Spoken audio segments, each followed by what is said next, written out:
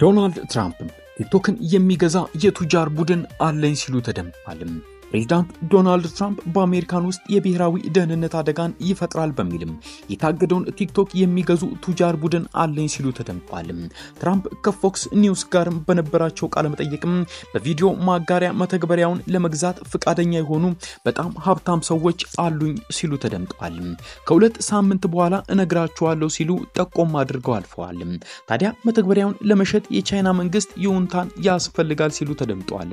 ነገር ግን ትራምፕ ፕሬዝዳንት ጂንፒንግ ያደርጉታል ብለው እንደማያስቡ ለፎክስ ኒውስ ተናግረዋል። ትራምፕ በዚህ ወር ቲክቶክ እንዲሸጥ የሚያስገድደውን ህግ ተግባራዊ እንዳይሆን ለሶስተኛ ጊዜ አራዝመውታል።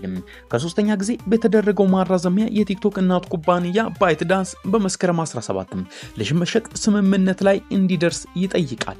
ቢቢሲ የቲክቶክን አስተያየት እየጠየቀ ቢሆንም ወዲያውኑ ምላሽ አላገኘም። ባለፈው የሚያዝያ ወር ላይ ቲክቶክን ለአንድ አሜሪካዊ ገዢ ለመሸጥም የተደረሰውን ስምምነት የአሜሪካና ቻይና ላይ የጣለችውን ታሪፍ ተከትሎም በተፈጠረው ውዝግብ መፍረሱ ይታወሳል። ትራምፕ አሁን ገዢዎች አሉኝ ያሉት ከ3 ወር በፊትም ለመግዛት ሲጠብቁ ከነበሩት ጋር ተመሳሳይ ስለመሆኑ ግልጽ የሆነ ነገር እንደሌለ። ታዲያ የአሜሪካን ኮንግረስ ቲክቶክ እንዲሸጥ የሚያስገድደውን ህግም ባለፈው ዓመት በሚያዝያ ወር ሲያጸድቅ መተግበሪያው እናት ኩባንያ የአሜሪካን ተጠቃሚዎችን መረጃ ለቻይና መንግስት አሳልፎ ሊሰጥ ይችላል የሚል ስጋት እንዳለው የገለጸ ቢሆንም ቲክቶክ ግን ስጋቱን ውድቅ አድርጎታል። ትራምፕ በመጀመሪያው የስልጣን ዘመናቸው መተግበሪያውን ተችተውትም ነበር።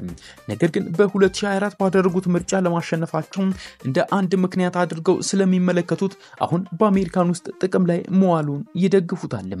ህጉ በቁጥር 19 ተግባራዊ መሆን በነበረበት ቢሆንም ነገር ግን ትራምፕ የፍርሚያቸውን በተደጋጋሚ አዘግይተውታል። ይህ የኮንግረሱ ህግ አውጪዎችን የተቋሙና ትችትም አስከትሎባቸው ነበር። ቲክቶክ ህጉ ህገ መንግስታዊ አይደለም ሲሉ ተቃውሞን አሰምተዋል። ነገር ግን ለአሜሪካ ጠቅላይ ፍርድ ቤት ያቀረቡት ይግባኝ ውድቅ ተደርጎባቸዋል።